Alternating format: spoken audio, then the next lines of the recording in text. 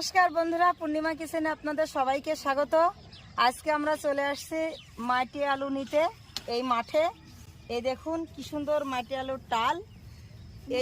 এখান থেকেই মাটি আলু নিয়ে রান্না করব একদম। এই দেখুন মাটি আলুর টালের নিচে চলে আসছি। টালের নিচে তো আসলে অনেক পাতাপুতি। এই দেখুন গাছটা, এই গাছটা থেকেই এই আলুটাই তুলে নেব। এই আলু তুলতে শাপল বা কাশি বা কোনো কিছুই লাগে না, এমনি টান দিলেই উঠে যাবে। এই দেখুন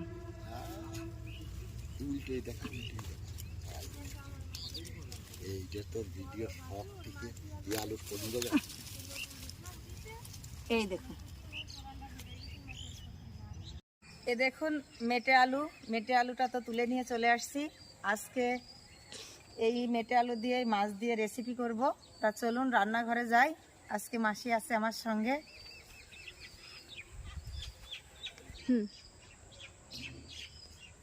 মাসি বলো, মেটে আলু দিয়ে মাছ রান্না করলে কেমন হবে বলো? খুব ভালো লাগবে।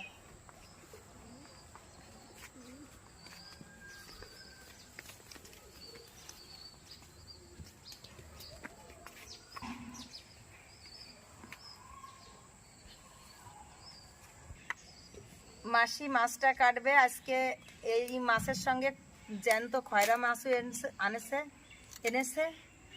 সেই খয়রা মাছও এর সঙ্গে রান্না করা হবে। তাই আজকে আপনাদের সঙ্গে আমি দুটো রেসিপি শেয়ার করব। শীতের শুরু নতুন সবজি মেটে আলু দিয়ে এই বড় মাছটা রান্না করব। খয়রা মাছ দিয়ে রাঁধুনি ফোড়ন দিয়ে বেগুন দিয়ে চচ্চড়ি করব। হয়েছে না? কোয়াও গল্প স্বল্প করো। মাসি মাছটা টাটকায় আছে, মেটে আলু দিয়ে রান্নলে ভালোই লাগবে। তাই না? ঠিক আছে, তোমরা খাবা, তোমাদের পছন্দেই আজকে রান্না হবে। কেটে ফেলাও মাছটা। আইডিও করে ধরো মাসি।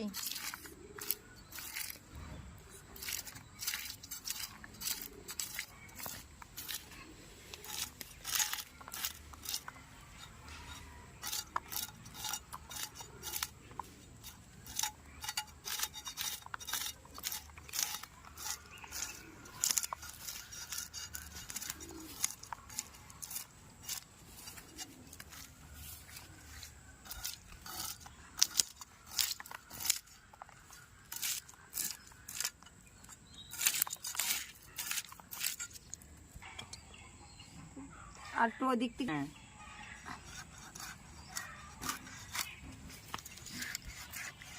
মাসি, তুমি নাকি আগে মাছই কাটতে পারতে না, এখন তো অনেক বড় বড় মাছ কাটাই শিখে গেছে পূর্ণিমা কিচেনে এসে, নাকি বলো? তো আগে পারতামই না, এখন পারি। সেরকম একটা পারি না, মোটামুটি পারি। তাই মাঝখান থেকে আমি তো বড় মাছ কাটতে পারছি না, তা মাঝের তে ডুম দিয়ে নিলাম। হ্যাঁ, এখান থেকে কেটে নাও, তাহলে তোমার ধরতে সুবিধা হবে।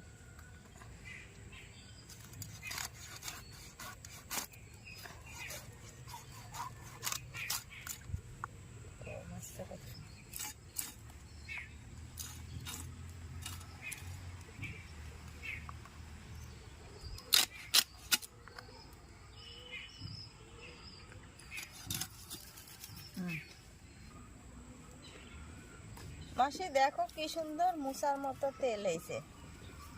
ঠিক আছে, তেলটা রেখে দাও, তোমাদের আলাদা করে তেলের বড়া করে দেবো।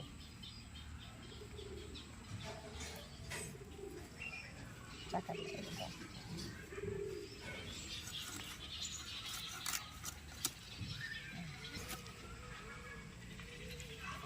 কি বের করে দেবো? চাকাই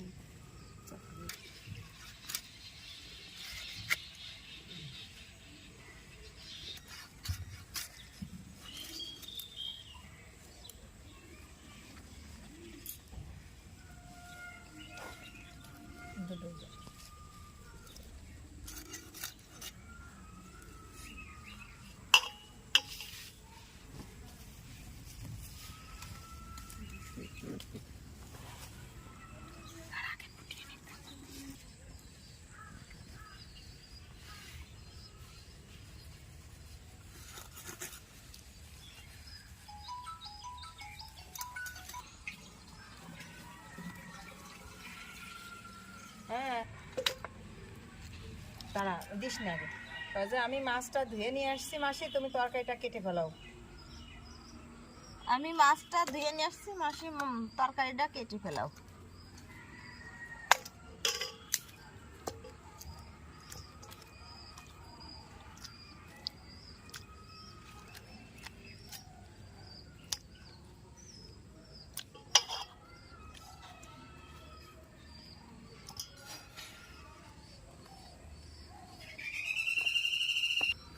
এই জায়গাতে ধুয়ে মাসি কেটে ধুয়ে নিয়ে আসছে, কেটে ধুয়ে আনতে আনতে আমি এই মেটে আলুটা কেটে নিই। দেখুন কি সুন্দর সাদা। যে আলুটা অনেক সাদা হয় সেটা খেতে অনেক ভালো হয়।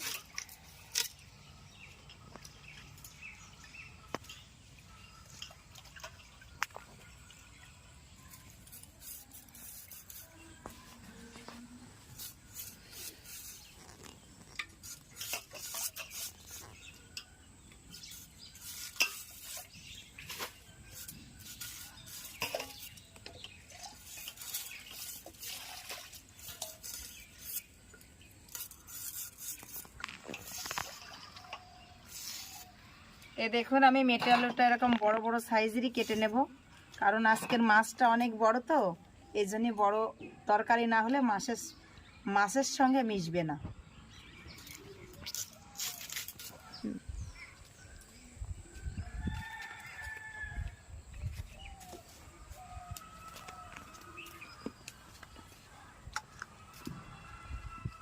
কেটে দিয়ে নিয়ে আসলাম।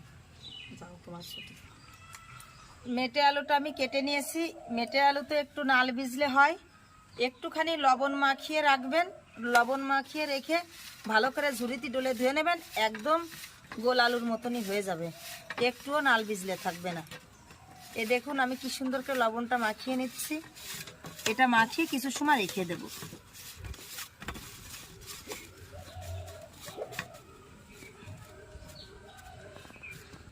আজকে আমি মেটে আলু দিয়ে আর এই মাছ দিয়ে যে তরকারিটা রান্না করব পুরোটাই ভাজা মশলা দিয়ে করব। তো মশলাটা কি আছে একবার আমি দেখিয়ে দেব। শুকনো লঙ্কা, জিরে, ধনে, আদা, পেঁয়াজ, রসুন, গোটা তেজপাতা, লবণ, হলুদ, সাদা তেল, এই মশলাগুলো সবই আমি ভেজে নেব। ভাজা মশলা দিয়েই রান্নাটা করব। কিভাবে করি প্রথম থেকে শেষ পর্যন্ত সঙ্গে থাকেন, ভালো লাগবে। ধনেটা দিয়ে দেব, আগে সুন্দর করে ভেজে নেব।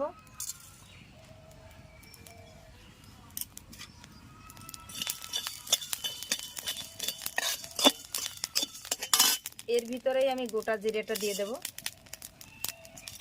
ধনে আর জিরে একসঙ্গেই ভেজে নিচ্ছি।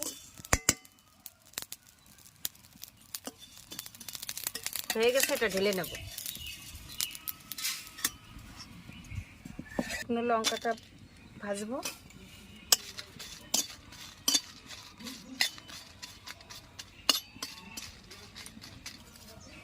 এই লঙ্কার মধ্যে গোটা তেজপাতা দিয়ে দেবো, একটু নাড়াচাড়া করে নেব।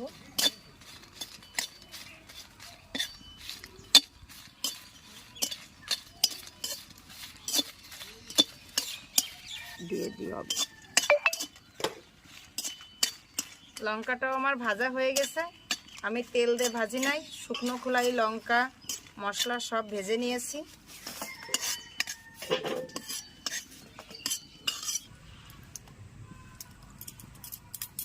মাছগুলো তুলে নিয়েছি, এবার মাছটা লবণ হলুদ মাখিয়ে নেব। দিয়ে দেব লবণ, হলুদ গুঁড়ো, এবার ভালো করে মাখাবো।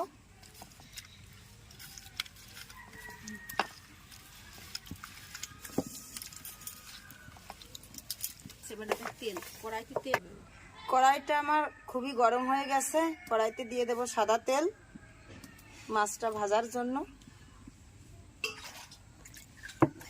তেলটা আমার গরম হয়ে গেছে, মাছটা দিয়ে দেব।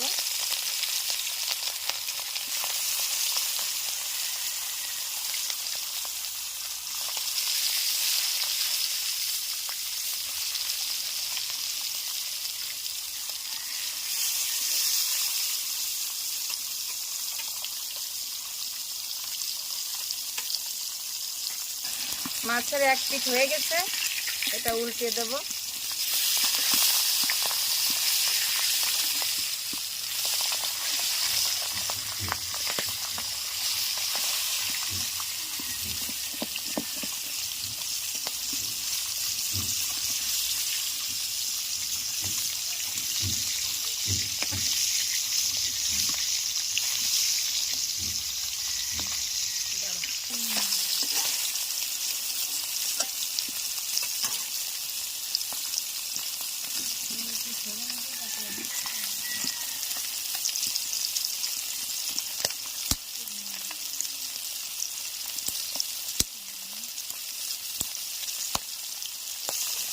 দেখুন এই মাছটা কি সুন্দর আমি লাল করে একটু ভেজে নিয়েছি। এই মাছটা অনেক নরম হয়।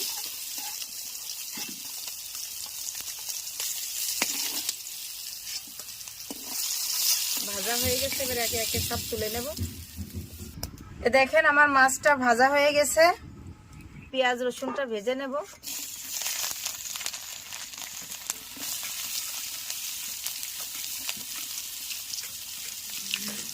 পেঁয়াজ রসুন আমি একসঙ্গেই দিয়ে দিয়েছি।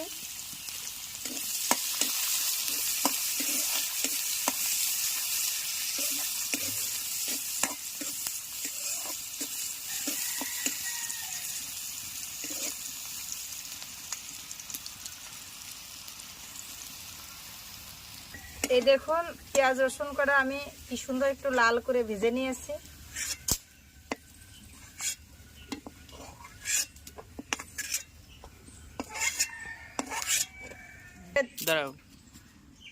তেলের উপরে দিয়ে দেব গোটা তেজপাতা, গোটা জিরে।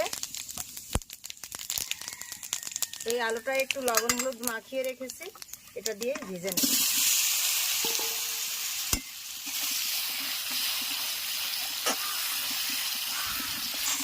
এই পাশে আমি আলুটা ভেজে নিচ্ছি।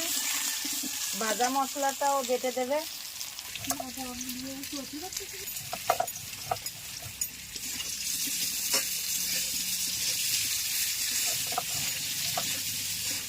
আর কিছু না,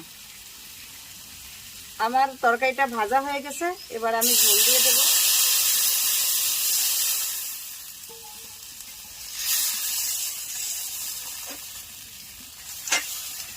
ভেজে রাখা পেঁয়াজ রসুন একসঙ্গে দিয়েই সব বেটে নিচ্ছি।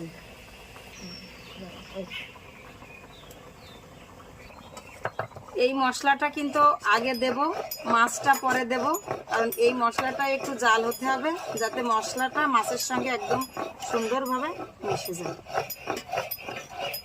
মশলার সঙ্গে মাছটাও দিয়ে দেব।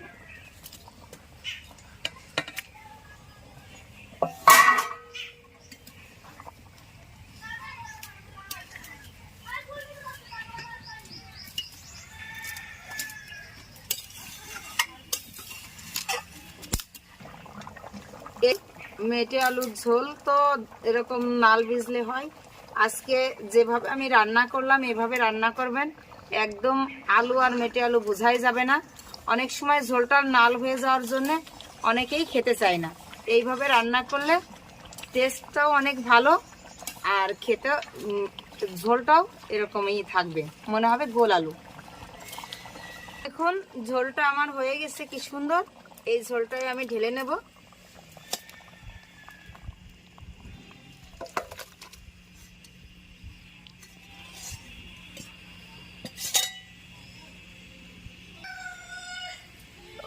হয়ে গেছে আমার মাছের ঝোল। এবার আমি বেগুন দিয়ে আর খয়রা মাছটা চচ্চড়ি করে নিই।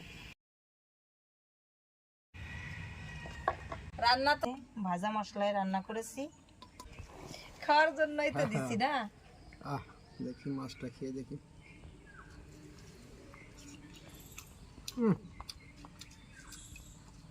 কিসের মটন, মটনের থেকেও সেই। আমি অবশ্য মটন খাই।